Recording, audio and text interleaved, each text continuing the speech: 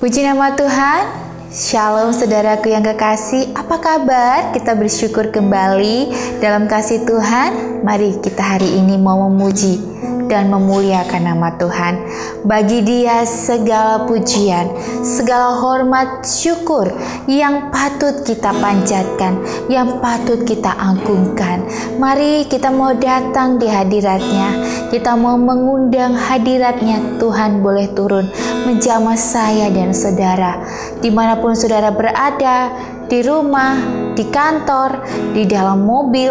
Kita mau tetap mengundang hadirat Tuhan supaya damai sukacita itu boleh terus mengalir dalam kehidupan saya dan saudara. Terima kasih Tuhan. Dia Yesus telah mati bagiku. Dia Tuhan selamatkan hidupku. Bagi Dia sembahku tak dapat ku balas kasih-Nya. Dia angkat ku jadi anak-Nya, beri damai di dalam hidupku. Bagi Dia pujianku, hanya Dia segalanya bagiku.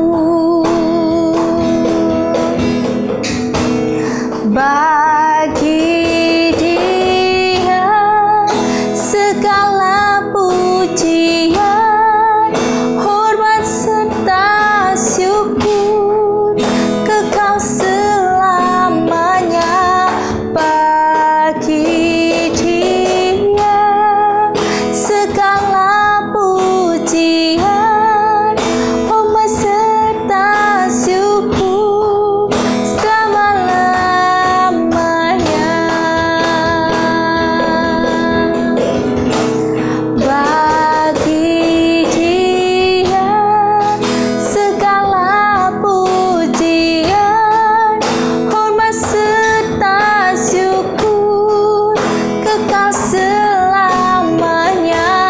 Bagi Dia segala pujian, hormat serta syukur selama-lamanya. Selama-lamanya.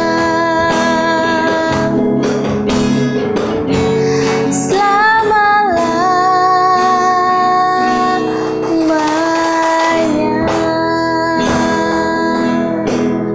Bagi Dia pujian syukur kami Tuhan, hanya Engkau yang layak kami sembah. Terima kasih Tuhan. Bagi-Mu Tuhan segala pujian, hormat yang kami panjatkan. Hari ini Tuhan, kami mau mengundang Engkau hadir bersama kami, mengurapi kami. Setiap apapun yang hamba-Mu sampaikan, ucapkan, itu memuliakan Bapa di surga. Biar firman-Mu itu dekat di mulut kami, dekat di hati kami, sehingga kami hidup boleh karena percaya akan firman Tuhan saja. Terima kasih Tuhan, bertatalah dalam hidup kami, urapi hamba-Mu yang akan menyampaikan firman Tuhan, biar kemuliaan Tuhan saja yang boleh dinyatakan. Terima kasih Tuhan, kami bersyukur dalam nama Tuhan Yesus. Haleluya, amin. Puji nama Tuhan, Shalom saudaraku yang kekasih, apa kabar? Kita bersyukur karena kasih Tuhan begitu besar dalam kehidupan saya dan saudara, sehingga kita boleh melewati hari demi hari karena pertolongan Tuhan. Saya percaya bahwa saudara kalau mendapatkan hal-hal yang baik dalam hidup saudara, bukan semata karena jasa saudara atau karena kebaikan saudara yang saudara lakukan di dunia ini, tetapi karena Tuhan mencintai saudara. Ya, karena Tuhan melihat apa yang saudara lakukan. Karena itu Tuhan tahu visi yang saudara lakukan buat pekerjaan Tuhan. Dan hari ini mari kita mau siapkan hati kita mau siapkan pikiran kita mau datang di hadirat Tuhan, kita mau mendengarkan sabda firman Tuhan. Mari kita mau buka Alkitab kita bersama-sama di 1 Raja-Raja ayat yang 1 Raja-Raja 10 ayat 14 sampai 29. Yang berbunyi demikian, kita baca dari judulnya, yaitu penghasilan Salomo dan kekayaan. Adapun emas yang dibawa kepada Salomo dalam 1 tahun ialah seberat 666 talenta, belum terhitung yang didapat dari saudagar-saudagar dan dari pedagang-pedagang dan dari semua raja Arab dan bupati-bupati di negeri itu. Raja Salomo membuat 200 perisai besar dari emas tempaan, 600 shikal emas dipakainya untuk setiap perisai besar. Ia membuat juga 300 perisai kecil dari emas tempaan, 3 mina emas dipakainya untuk setiap perisai kecil. Lalu raja menaruh semuanya itu di dalam gedung hutan Libanon. Juga raja membuat takhta besar dari gading yang disalutnya dengan emas tua. Takhta itu 6 tingkatnya. Pada takhta itu ada di sebelah belakang sebuah kepala bundar, dan pada kedua sisi tempat duduk ada kelek-kelek ya. Di samping kelek-kelek itu berdiri 2 singa, sedang 12 singa berdiri di atas ke-6 tingkat itu sebelah menyembelah. Belum pernah diperbuat yang demikian bagi sesuatu kerajaan. Segala perkakas minuman Raja Salomo dari emas dan segala barang di gedung hutan Libanon itu dari emas murni, tidak ada barang perak, sebab orang menganggap perak tidak berharga pada zaman Salomo. Sebab di laut raja mempunyai kapal-kapal Tarsis bergabung dengan kapal-kapal Hiram, dan sekali 3 tahun kapal-kapal Tarsis itu datang membawa emas dan perak serta gading, juga kera dan burung merak. Raja Salomo melebihi semua raja di bumi dalam hal kekayaan dan hikmat. Seluruh bumi berikhtiar menghadap Salomo untuk menyaksikan hikmat yang telah ditaruh Allah di dalam hatinya. Mereka datang masing-masing membawa persembahannya, yakni barang-barang perak dan barang-barang emas, pakaian, senjata, rempah-rempah, kuda dan bagal, dan begitulah tahun demi tahun. Salomo mengumpulkan juga kereta dan orang berkuda, sehingga ia mempunyai 1.400 kereta dan 12.000 orang kuda yang semuanya ditempatkan dalam kota-kota dan dekat raja di Yerusalem. Raja membuat banyaknya perak di Yerusalem sama seperti batu, dan banyaknya pohon kayu ara sama seperti pohon ara yang tumbuh di daerah bukit. Kuda untuk Salomo didatangkan dari Misraim, dari Kewe. Saudagar-saudagar raja membelinya dari Kewe dengan harga pasar. Sebuah kereta yang didatangkan dari Misraim berharga sampai 600 shikal perak, dan seekor kuda sampai 150 shikal. Dan begitu juga melalui mereka dikeluarkan semuanya itu kepada semua raja orang Het dan kepada raja-raja Aram. Amin ya.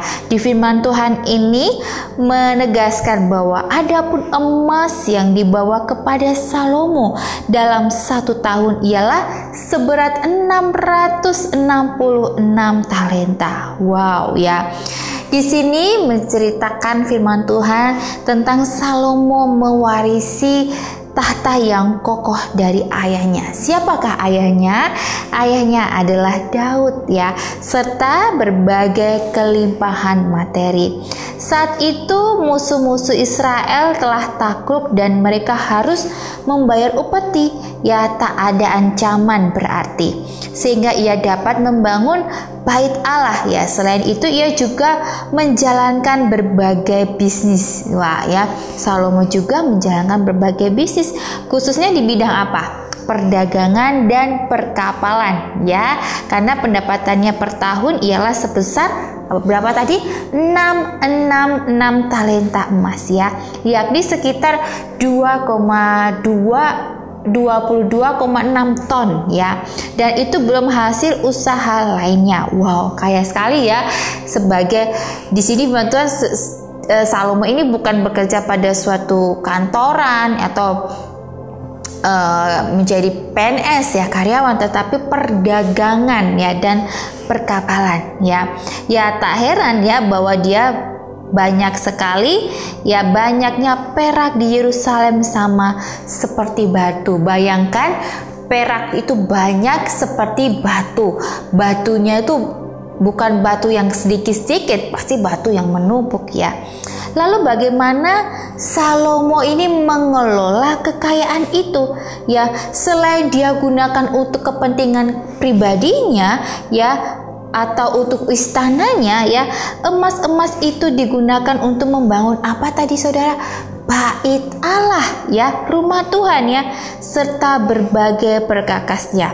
Ya juga digunakan untuk kesejahteraan seluruh penduduk Israel ya. Salomo benar-benar mempergunakan ya hasil usahanya dalam perdagangan dan bisnis kapalnya.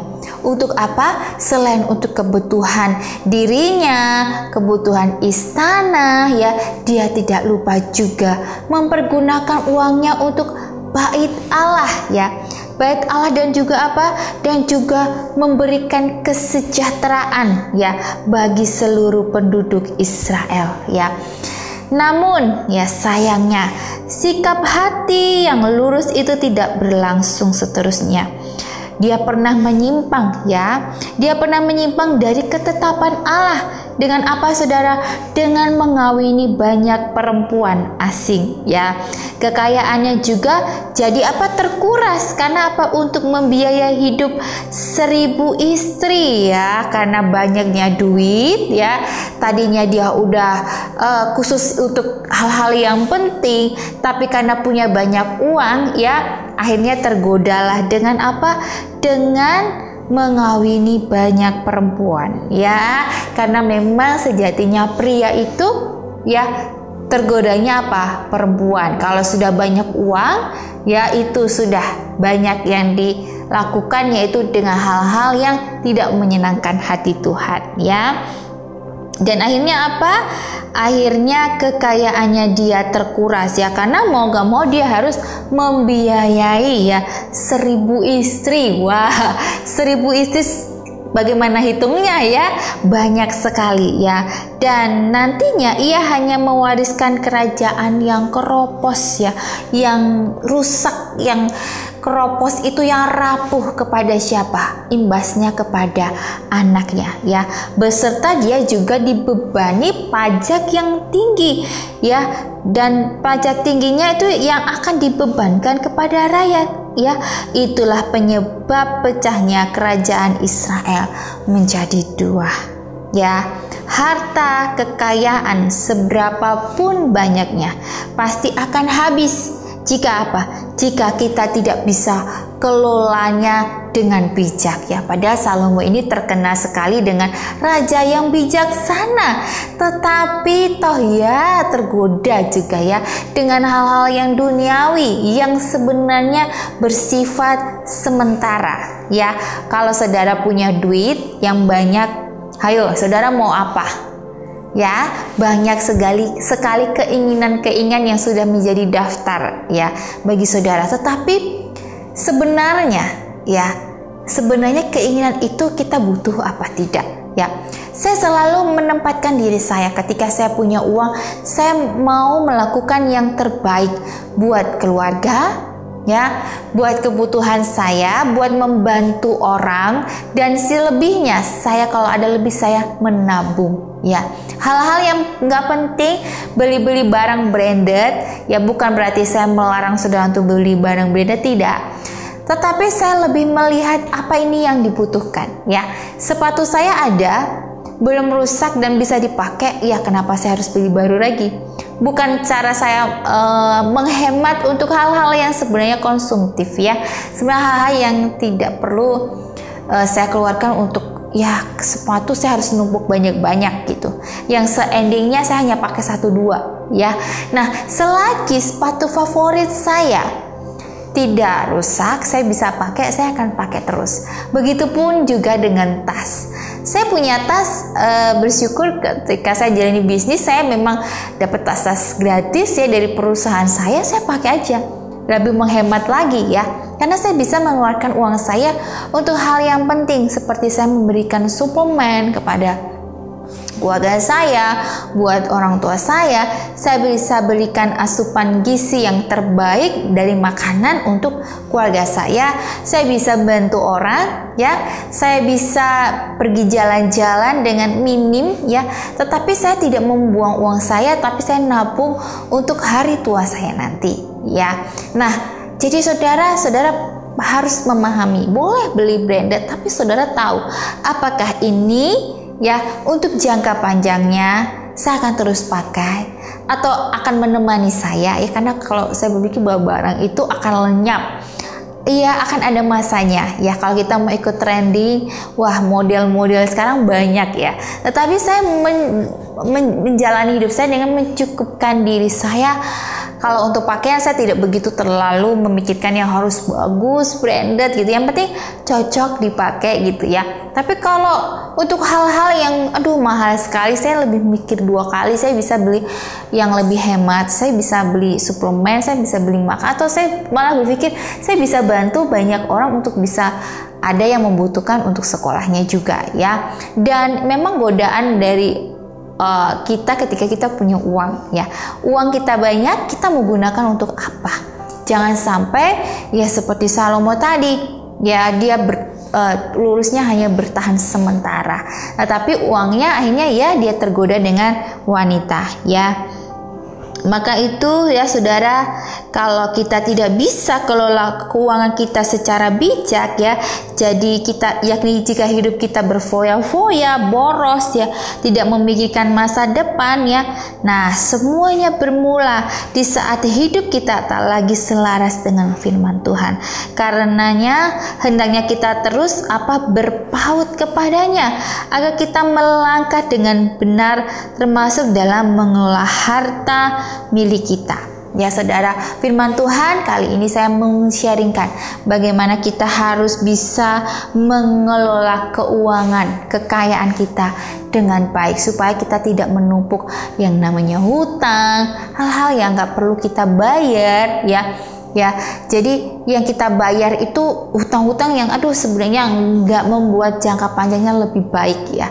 Tetapi mari kita mempergunakan uang kita itu untuk memuliakan Tuhan, ya. Kalau kita menggunakan uang kita untuk memuliakan nama Tuhan, saya percaya bahwa saudara akan mempergunakannya sebaik-baiknya, mengelola sebaik-baiknya. Untuk itu saya mengingatkan para ibu, para istri, ya, saya punya teman, dia bercerita bahwa dia terlilit hutang yang begitu banyak karena keputusan suami yang tidak selaras dengan istri, ya. Untuk itu istri harus punya kendali nih dalam rumah tangga untuk memanage keuangan supaya berjalan dengan baik, karena hakikatnya para pria itu memang tidak memikirkan panjang, ya. Lihat, wah ini pengen bisnis ini, ayo kita lihat ini berkembang, kita ikut-ikutan dan tanpa penuh perkiraan, ya. Makanya kenapa istri ini, wanita ini dikasih talenta yang luar biasa oleh Tuhan untuk bisa mengelola dengan baik, ya. Nah, kalau istri saat ini belum bisa mengelola dengan baik, bertobat, ya, bertobat dan dengarkan siaran saya, ya, bahwa wanita istri harus bisa mengelola keuangan dengan baik. Saya ingat waktu saya mau beli rumah, saya tidak punya uang untuk DP. Tetapi saya punya keyakinan bahwa saya pasti punya rumah. Saya kumpulin gaji suami saya setiap bulan ya. Bagaimana saya bisa supaya bisa DP rumah? Saya kumpulin sedikit demi sedikit ya. Lama-lama jadi bukit. Itu benar sekali saudara. Dalam setahun saya bisa mengumpulkan gaji suami saya yang minim itu bisa untuk DP rumah ya. Waktu suami saya masih kerja ya saudara. Nah, di situ adalah peran sebagai istri ya, untuk bisa memanage keuangan dengan baik, waktu dengan baik ya, menyiapkan makanan pun juga bukannya saya gimana ya. Dalam makanan pun saya mengajarkan bahwa makanan ini harus habis ya. Sekali masak jangan sampai boros, jangan sampai terbuang sia-sia ya saudara ya. Untuk itu ibu itu adalah pusat dari keluarga sebenarnya, untuk ya kalau supaya tidak berantakan ya, karena ya anak, suami itu akan berjalan dengan baik ketika ada istri yang mengelola dengan baik ya, mengelola keuangan dengan baik ya. Untuk itu saudara ya, kalau saya mengelola uang tuh saya mau beli apa saya pikir-pikir nanti bagaimana besok gitu ya. Memang Tuhan sediakan, tapi kita harus berhikmat ya. Tuhan kasih akal kita untuk berhikmat supaya kita besok tidak menanggung kesalahan-kesalahan kita di masa lalu ya, karena yaitu tadi kita punya masa depan ya. Untuk itu ibu kalau ada uang belanja dari bapak disimpan ya, ditabung ya sebagai dana darurat ya.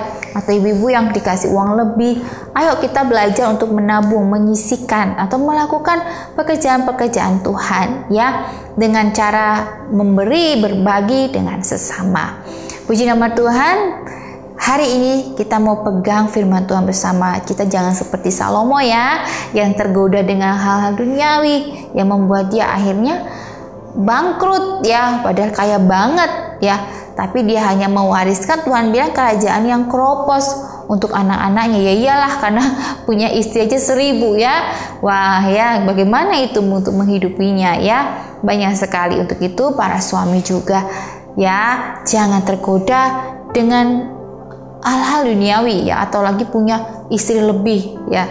Saya yakin kalau punya istri lebih itu malah tambah pusing sebenarnya, karena ya kebutuhan itu lebih banyak ya, apalagi di era sekarang ya. Kita mau berdoa, kita mau minta tuntunan Roh Kudus untuk menjaga, melindungi, membawa, memegang tangan saya dan saudara untuk berjalan bersama Tuhan ya.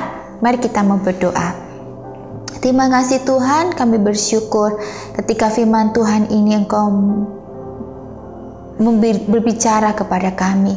Engkau memberikan kami hikmat ketika kami sebagai istri atau mungkin kami single, kami mau melakukan yang terbaik apa yang Tuhan sudah percayakan lewat rezeki yang Engkau titipkan pada kami. Kami mau mempergunakan hanya untuk memuliakan nama Tuhan, untuk hal-hal yang penting, supaya kami tidak terjerat dosa, oleh terlilit hutang, atau hal-hal yang sebenarnya tidak perlu kami keluarkan. Untuk itu Tuhan, kami mau belajar sedikit demi sedikit, kami mau belajar menabung, memberikan yang terbaik buat Tuhan semampu kami, dan biarlah apa yang Tuhan titipkan boleh kami pergunakan sebaik-baiknya.